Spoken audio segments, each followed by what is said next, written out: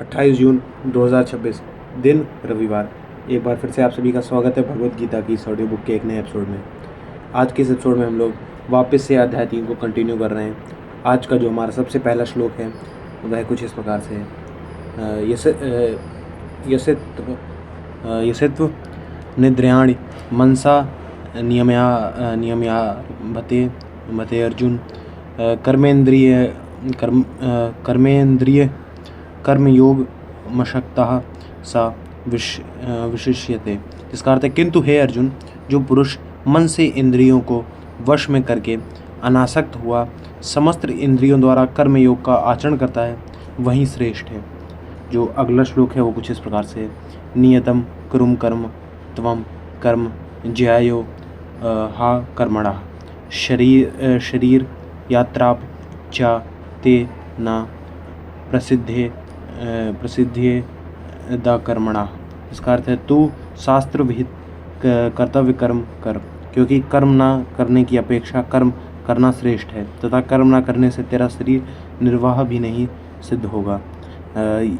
यह जो अगला श्लोक है वो कुछ इस प्रकार से यज्ञार्था तक तकर्मणो नयत्र लोकोयम कर्म बंधना तदर्थम कर्म कौन्तेय मुक्त संग समाचार। इसका अर्थ है यज्ञ के निमित्त किए जाने वाले कर्मों से अतिरिक्त दूसरे कर्मों में लगा हुआ ही है मनुष्य समुदाय कर्मों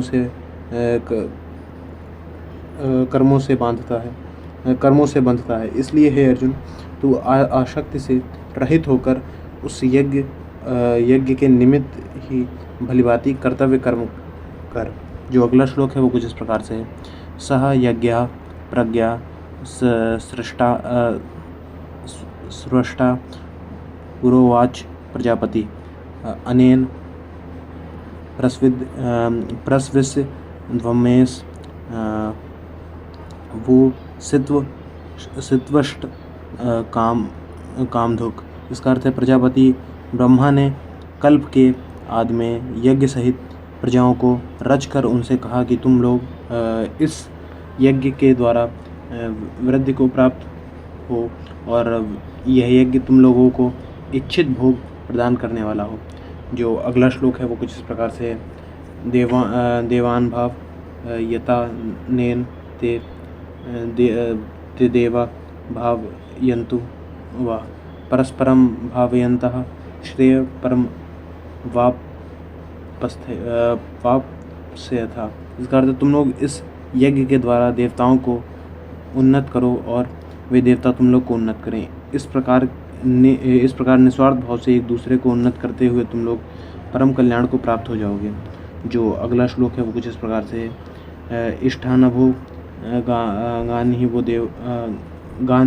वो देवा दास्यन्त यज्ञ भाविता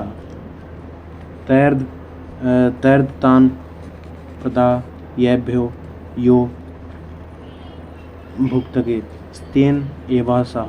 इसका अर्थ यज्ञ के द्वारा बढ़ाए हुए देवता तुम लोगों को बिना मांगे भी इच्छित भोग निश्चय ही देते रहेंगे। इस प्रकार उन देवताओं के द्वारा दिए हुए भोगों को जो पुरुष उनको बिना दिए स्वयं भोगता है वह चोर ही है। जो अगला श्लोक है वो कुछ इस प्रकार से यज्ञ शिष्टासिनः संतो मुच्यन्ते सर्व किलिवशे भुज्यते ते त्वधम पाप ये च ये पचन्त्य यात्म कारणात्। जिसका अर्थ यज्ञ से बचे हुए अन्न को खाने वाला श्रेष्ठ पुरुष सब पापों से मुक्त हो जाता है, और जो पापी लोग अपना शरीर पोषण करने के लिए ही अन्न पकाते हैं वे तो पाप को ही खाते हैं। इसी के साथ आज के हमारे ये 6 श्लोक जो है ख़त्म होते हैं। अब हम लोग बात करेंगे थोड़ा सा इन श्लोकों में किन चीज़ों के बारे में बात करी गई है। तो सबसे पहले श्लोक में ये कहा गया है कि जो कोई भी व्यक्ति अपनी इंद्रियां हैं उनको कंट्रोल में रख के जो है अपनी डिज़ायर्स में नहीं गिव इन करता है, वो कंपेयर टू एक ऐसा पर्सन जो कि जो कि स्टिल अपनी डिज़ायर से जो है बाउंडेड है, उससे श्रेष्ठ है। जो अगले कुछ श्लोक्स में स्पेसिफिकली 8 से लेकर के 13 श्लोक तक बात करी गई है यज्ञ की या फिर यज्ञ की। यज्ञ को एक तरीके से आप देख सकते हैं कि आप लोग जो है किसी एक ग्रैंड पर्पस के लिए कोई चीज़ कर रहे हैं, not just for your self, for your own selfish gain. और यहाँ पे बताया गया है कि जैसे जब जो क्रिएटर है उसने जब इस संसार को बनाया, तो उसने जो है इस तरीके से नहीं बनाया कि इस तरीके से नहीं बनाया कि जो है हर इंसान अपने सेल्फिश गेन के लिए कुछ करता रहे और इससे अंत में ऑलमोस्ट जितने भी रिसोर्सेज हैं वो डिस्ट्रॉय हो जाएं। One of the earliest concepts जो उसने introduce to to us humans and other species was the concept of sacrifice, या फिर इस यज्ञ का कॉन्सेप्ट, जिसके द्वारा हम लोग कुछ चीज़ों को सेक्रीफाइस करते हैं, कुछ चीज़ों को देते हैं, आपस में एक दूसरे में बांटते हैं, और इससे हमारा और हमारे आसपास सभी लोगों का भला होता है। बीच के एक श्लोक में एक्चुअली ये चीज़ बताई गई है कि यहाँ पे बात करी गई है कि कुछ ना करने से कुछ करना अच्छा रहता है, जो कि ये वाला श्लोक था कि तू शास्त्र विहित कर्तव्य कर्म कर, क्योंकि कर्म ना करने की अपेक्षा कर्म करना श्रेष्ठ है, तथा कर्म ना करने से तेरा शरीर निर्वाह भी नहीं सिद्ध होगा। तो जो बेसिकली भगवान कहना चाहते हैं, भगवान ये कहना चाहते हैं कि जो हम लोग का जो निर्वाह हुआ है इस धरती में, हमारे इस शरीर में, वो इसलिए हुआ है ताकि हम लोग यहाँ पे आए हैं, हम लोग कुछ तो करें, भले उसका कुछ अर्थ निकले चाहे ना निकले। तो वही बात है कि कुछ ना करने से कुछ करना इज़ लॉट बेटर। और अंत के 2 श्लोकों में इस चीज़ की भी बात हुई है कि ये